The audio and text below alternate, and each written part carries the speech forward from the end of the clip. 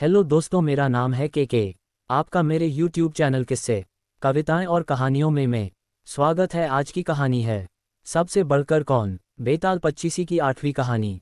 अन्य देश के एक गांव में एक धनी ब्राह्मण रहता था। उसके 3 पुत्र थे। एक बार ब्राह्मण ने एक यज्ञ करना चाहा। उसके लिए एक कछुए की जरूरत हुई।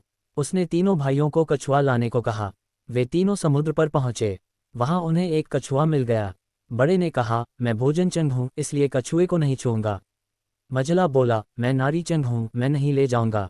सबसे छोटा बोल, मैं शया चंग हूँ, सो मैं नहीं ले जाऊंगा। वे तीनों इस बहस में पड़ गए कि उनमें कौन बढ़कर है।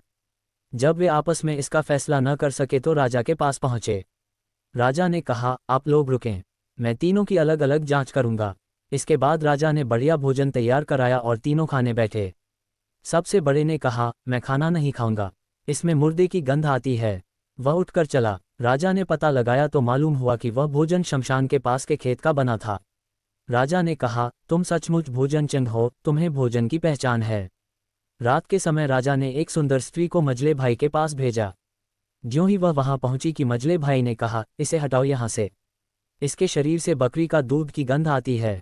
राजा ने ये सुनकर पता लगाया तो मालूम हुआ कि वह स्त्री बचपन में बकरी के दूध पर पली थी।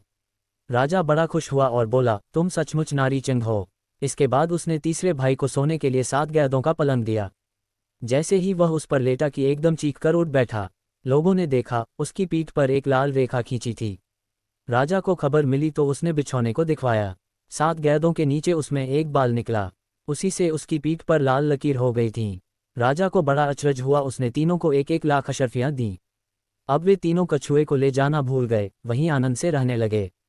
इतना कहकर बेताल बोला, हे राजा, तुम बताओ, उन तीनों में से बढ़कर कौन था।